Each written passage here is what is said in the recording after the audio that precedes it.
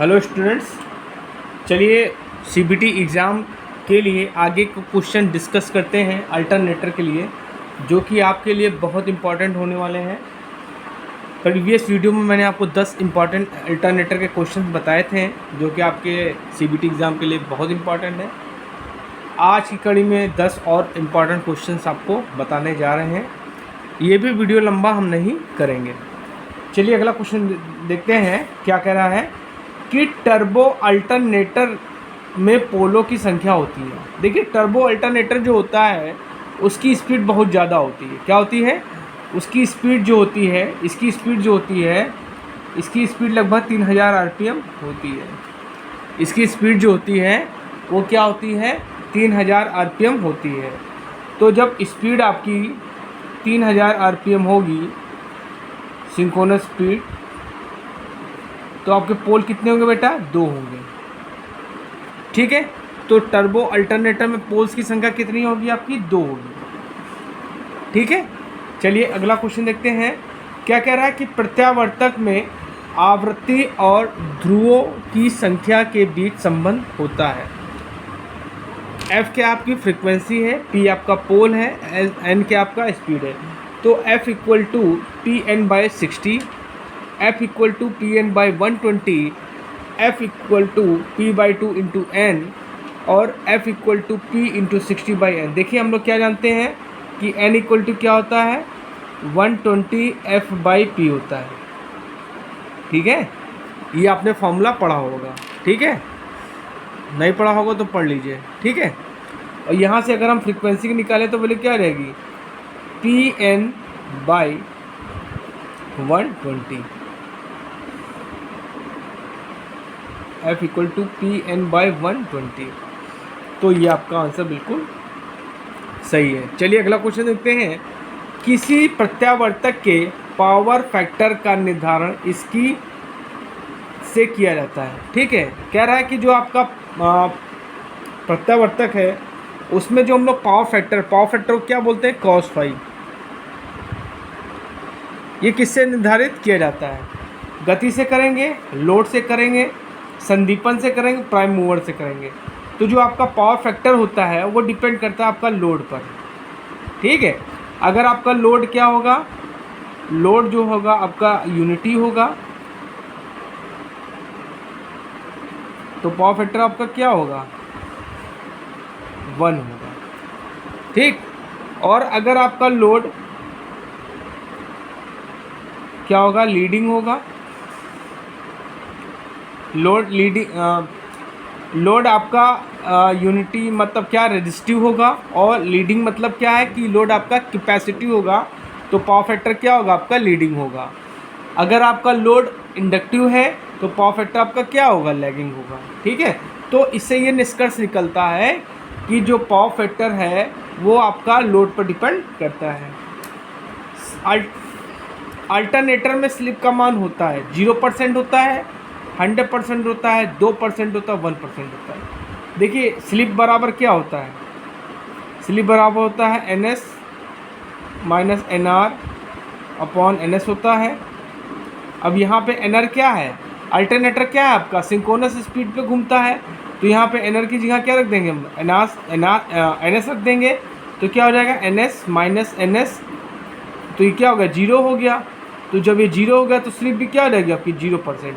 तो उसमें आंसर क्या हो जाएगा आपका? 0%। ठीक, एक एक्साइटर प्रदान करता है। देखिए, हम लोग क्या करते हैं? अल्टरनेटर को एक्साइटर प्रदान करते हैं। क्या होता है कि जो अल्टरनेटर होता है उसका जो रोटर होता है उसमें इनेर्शिया का गुण पाया जाता है, जड़त्व का गुण पाया जाता है, जिसके कारण क्या होता है? अल्टरनेटर सेल्फ स्टार्टेड नहीं होता है। तो हम लोग क्या करते हैं? जो रोटर होता है उसको घुमाने के लिए हम लोग क्या करते हैं? एक्साइटर का प्रयोग करते हैं। एक्साइटर क्या है आपका? डीसी शंट मोटर होती है। ठीक है, मैंने आपको पिछले वीडियो में बताया था। ठीक है, तो अब डीसी शंट मोटर क्या प्रदान करेगी? ये आपकी डीसी सप्लाई करेगी। तो हम लोग क्या कहेंगे? एक्साइटर को क्या मिलता है? एक्साइटर मतलब क्या है? एक्साइटर जो है आपका डीसी शंट मोटर है, वो क्या करेगी? डीसी सप्लाई देगी। अल्टरनेटर जनरेट करता है। जो अल्टरनेटर होता है, ठीक है, पावर सब स्टेशन, वो जो आपका जनरेशन होता है स्टेशन, वो पूछा है कि अल्टरनेटर जो जनरेशन स्टेशन पे होता है वो कितना वोल्टेज जनरेट करता है। 11 kV करता है, 33 kV करता है, 132 kV करता है, नन माने कुछ नहीं, कोई नहीं। तो जो आपका अल्टरनेटर होता है ये क्या करता है, 11 kV का वोल्टेज जनरेट करता है, और जो फ्रीक्वेंसी होती है ये 50 हर्ट्ज़ की होती है। चलिए अगला क्वेश्चन देखते हैं, बहुत इंपॉर्टेंट क्वेश्चन है ये। एक प्रत्यावर्तक का आंशिक पिच 5/6 है, इसकी कुंडली दूरी मतलब कॉइल स्पैन कितनी होगी, डिग्री में पूछ रहा है। तो देखिए कॉइल स्पैन हम लोग निकालते हैं, तो कॉइल स्पैन इक्वल टू हो जाएगा, ये हो जाएगा 180 गुणे 5/6, 6 त्रिक 18, तो कितना है 150 डिग्री। तो इसमें आंसर क्या हो जाएगा बेटा, 150 डिग्री। अगला क्वेश्चन, उत्पादन केंद्रों पर, ठीक है, उत्पादन जो केंद्र होते हैं, उत्पादन केंद्रों पर अल्टरनेटर की स्पीड को कंट्रोल किया जाता है। जो उत्पादन होते हैं, जनरेटिंग स्टेशन होते हैं जहाँ पे वोल्टेज जनरेट होता है, वहाँ पे पूछे कि जो अल्टरनेटर की स्पीड है उसको हम लोग किससे कंट्रोल करते हैं, कैपेसिटर के द्वारा, थारिस्टर के द्वारा, गवर्नर के द्वारा और आइसोलेटर के द्वारा, ठीक है। तो वहाँ पे हम लोग गवर्नर का प्रयोग करते हैं, ठीक। सेकंड लास्ट क्वेश्चन देखते हैं आज का, बहुत इंपॉर्टेंट क्वेश्चन है ये भी।